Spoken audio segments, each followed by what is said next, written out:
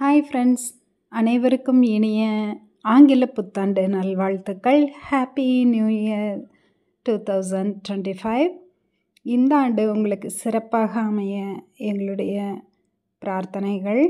வாங்க ஒரு சூப்பரான கேக் செஞ்சிடலாம்.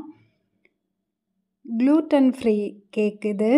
1 கப் காய்ச்சாத பால் எடுத்திருக்கேன். நான் 1 கப் கார்த்திகை நாட்டு சர்க்கரை எடுத்திருக்கேன்.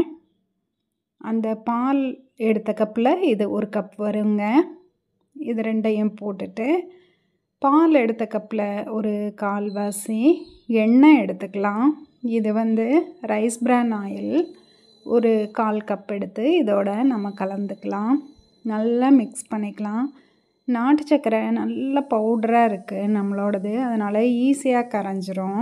ஒரு இட்லி பாத்திரத்தில் கொஞ்சம் கல்லுப்பு போட்டு 10 நிமிஷம் ப்ரீஹீட் பண்ணிக்கலாம்.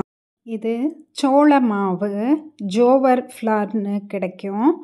இந்த மாவை ஒரு பாத்திரத்தில் எண்ணெய் தடவி தூவி வச்சுருக்கேங்க.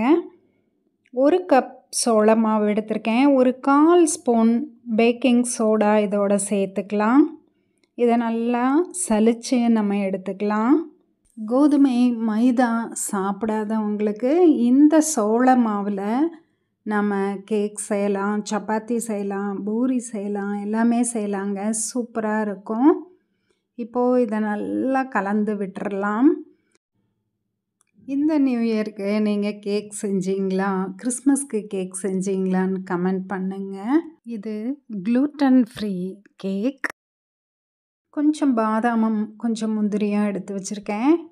அது முகில் தான் எனக்கு கேக் செய்கிறதுக்கு ஹெல்ப் பண்ணுறாரு. அதை குட்டி குட்டியாக கட் பண்ணி வச்சுக்கலாங்க.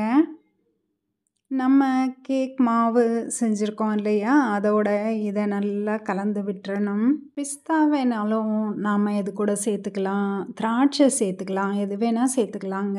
இதை அந்த மாவோட நல்லா கலந்து விட்டுறலாம். கொஞ்சமாக நம்ம மேலே தூவுறதுக்கு நான் எடுத்து வச்சுருக்கேங்க. கொக்கோ பவுடர் ஒரு 1/4 ஸ்பூன் போட்டிருக்கேங்க. அதையும் நல்லா மிக்ஸ் பண்ணிடலாம். நம்ம ஜலிக்கும் போதே இதை ஆட் பண்ணியிருக்கணும், நான் மறந்துட்டேங்க. கடைசியாக நான் சேர்த்துக்கிறேன். இட்லி பாத்திரத்தில் அடியில் கொஞ்சமாக உப்பு போட்டிருக்கேன்.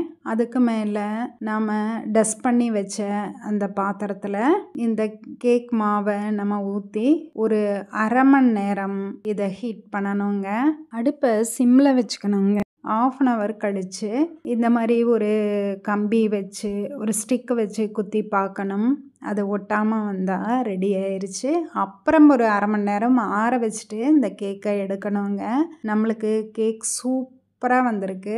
ஜோவர் கேக் சோள மாவில் நாம் செஞ்சுருக்கோம். கொஞ்சம் தேன் நான் மேலே ஊற்றிக்கிறேன். ரொம்ப நல்லா வந்திருக்குங்க கேக். நாட்டு சர்க்கரை போட்டு ரொம்ப ஹெல்த்தியாக நம்ம பண்ணியிருக்கோம். இந்த நாட்டு சர்க்கரை நம்மளுடைய தயாரிப்பு.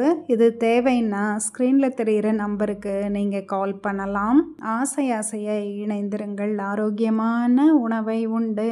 Happy new year. தேங்க்யூ.